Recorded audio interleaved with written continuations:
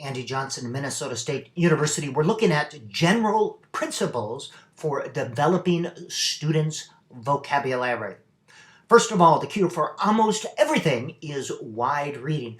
Promote wide reading through self-selected. Students are able to choose their own books. Sustained, 15 to 20 minutes a day, silent reading.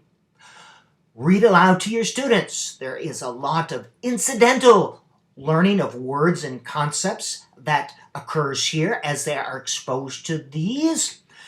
Also incidental learning related to things happening in the story. It gives you a chance as a teacher to have these aside conversations, learn these words and concepts in the context of something meaningful, which is a story.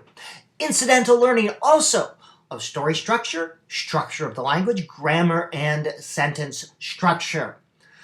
Model sophisticated word usage in your classroom, in your daily response to your students, your interactions. When you provide or introduce new words, always provide a contextual background as well as definitional information. The new paradigm questions old assumptions about the very nature of reality. This is much more effective than simply a definition.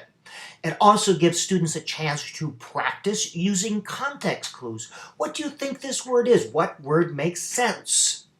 Another principle is always connect the new to the known. Connect new words to known information. And when you are instructing these words, use kid language when you define these words, connecting new words to known words and concepts as well.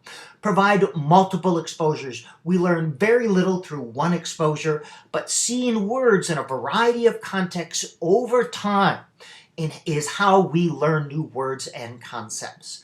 Promote active, in-depth processing of words means you have to do something with these words, and we'll show you some ideas there later, but use them somehow.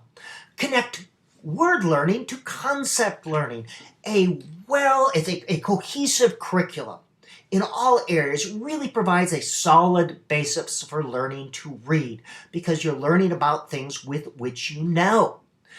Use diagrams, semantic maps, posters, graphic organizers. Put them up on the wall so students can see new words in the context in which they occur and can see the relationship between words and concepts. And here are some examples of this. So you see that teaching new knowledge and concepts goes hand in hand with word learning.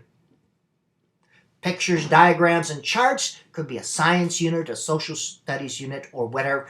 Get them up. This is how you learn new words and concepts. And you get the idea here. Word walls are great. We'll look at this. But they see words in the context. You see places to live, our neighborhood, etc., etc. Words in a meaningful context instead of isolation. These are just some general principles.